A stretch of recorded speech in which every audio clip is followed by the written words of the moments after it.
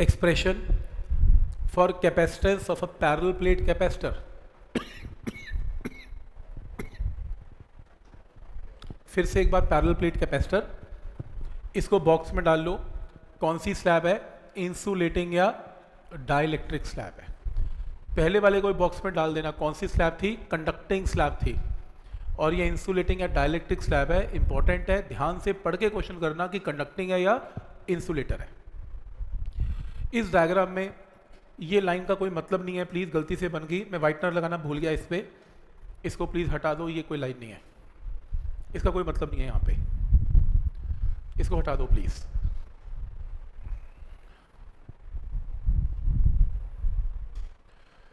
तो क्वेश्चन है, डायग्राम देखें, ये देखो, ये आपके पास plate of capacitor Q and minus Q दिख रहा है, ध्यान आगे please, Q and minus Q दिख रहा है। डाइलेक्ट्रिक स्लैब दिख रही है, डाइलेक्ट्रिक में पोलराइजेशन दिख रही है। डाइलेक्ट्रिक का डाइलेक्ट्रिक कांस्टेंट K क्लियर है, बाहर इलेक्ट्रिक फील्ड E नॉट है, अंदर EP है, तो नेट इलेक्ट्रिक फील्ड क्या है? E नॉट माइनस EP, अभी समझाया। Distance between the plates D कर लो, ये D है, और स्लैब की थिकनेस T है, स्लैब T थिकनेस है, सही है, कोई डाउट इसमें? अगर मैं ये स्लैब ना डालता तो कैपेसिटेंस क्या थी? Epsilon not A by T। मैंने स्लैब को डाल दिया, मुझे फिर से एक बार पहली और आखिरी प्लेट के बीच में नया पोटेंशियल डिफरेंस कैलकुलेट करना पड़ेगा ताकि कैपेसिटेंस की वैल्यू आ जाए। अब पोटेंशियल डिफरेंस क्या होगा ये देख लें। ये बताओ कि ये जो रीजन है ये वाला, इस रीजन में इलेक्ट्रिक फील्ड कितना है? E नॉट, और ये रीजन की लेंथ क्या है? D minus T. तो देख रहे हो पोटेंशियल डिफरेंस कितना है? E not into D minus T. Electric field को डिस्टेंस से मल्टीप्लाई करके क्या आता है? पोटेंशियल का डिफरेंस। तो क्या आया? E not into D minus T. फिर इसको देखें, इसमें थिकनेस कितनी है? T, और इलेक्ट्रिक फील्ड कितना है? E। तो मल्टीप्लाई करें, E को किससे मल्टीप्लाई करें? T से, E इंटू टी। तो पोटेंशियल डिफरेंस कैसे निकला? दो इलेक्ट्रिक फील्ड है, पहला इलेक्ट्रिक फील्ड E है, नेट वैल्यू E है, और कितने रीजन में? T, तो E इंटू टी।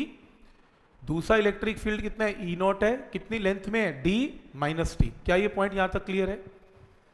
सेम जैसे कंडक्टिंग स्लैब में किया था, बस कंडक्टिंग स्लैब में ये जीरो था, इसमें जीरो नहीं है, सही। अब E का मतलब क्या है? Net value of electric field.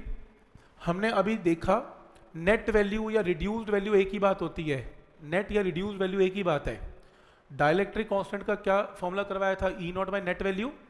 तो नेट वैल्यू क्या है? E नॉट बाई के। इसकी जगह पुट कर देते हैं E नॉट बाई के। यहां से E नॉट कॉमन आ गया।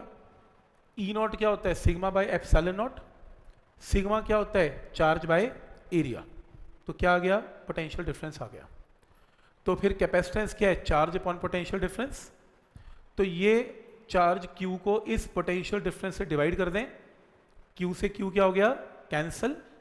एप्सिलॉन नॉट A ऊपर आ गया, यहां से T कॉमन आ गया, और एंड में ये फॉर्मूला आ गया, epsilon not A upon D minus T into 1 minus 1 by के।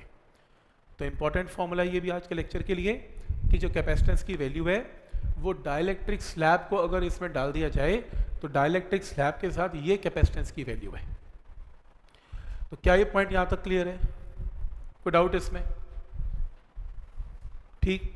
अब एक स्टूडेंट कहता है कि देखो एक काम करते हैं, आपने T थिकनेस की डाइलेक्ट्रिक स्लैब को डाला, एक काम करते हैं, ये इंपॉर्टेंट है, बहुत इंपॉर्टेंट है, हम पूरी की पूरे कैपेसिटर की प्लेट्स में डाइलेक्ट्रिक स्लैब को इंट्रोड्यूस कर देते हैं। मतलब D को T के इक्वल जैसे कंडक्टर में करने की कोशिश की थी, तो D और T को बराबर कर दिया। जब D और T बराबर किया, इस फॉर्मूले में T को D पुट कर दिया, इसे ओपन किया, D से D कैंसल, K ऊपर चला गया, तो आपकी कैपेसिटेंस कितनी हो गई? K टाइम्स हो गई। ये बहुत सही तरीका है, इसमें इनफाइनाइट नहीं आई, फाइनाइट है। बहुत सही तरीका है। सही तरीका क्यों है? अगर बिना स्लैब के, ये देखो इंपॉर्टेंट है, अगर बिना स्लैब के डाइलेक्ट कैपेसिटेंस का ये फॉर्मूला है epsilon not A by D, और अगर मैं कोई डाइलेक्ट्रिक कांस्टेंट डाल दूं जिसकी वैल्यू मान लो 500 है, पूरा फिल कर देता हूं, बिल्कुल कोई स्लैब T और D एकदम भर देता हूं डाइलेक्ट्रिक से पूरे कैपेसिटर को, तो आपकी कैपेसिटेंस 500 गुना ज्यादा हो जाएगी। क्या सही तरीका है? छोटा सा कैपेसिटर है, मान लो 1 माइक्रोफेरेड का है, और तुमने उसमें डाइलेक्ट्रिक डाल दिया और 500 के की वैल्यू 500, उसी जगह में 500 कैपेसिटी हो जाएगी 500 टाइम्स। तो रिजल्ट समझ में आ रहा है यहाँ तक? तो अगर आप इन्हें डिवाइड करें इन दोनों को, तो कैपेसिटेंस कितने टाइम्स हो गई? के टाइम्स। ये काफ़ी इंपॉर्टेंट रिजल्ट है। आप फॉर्मूला रजिस्टर ओपन करें, मैं आपको फॉर्मूलाज लिखवाता हूँ आज जो हमने किए उसके ऊपर न्यूमेरिकल्स हैं।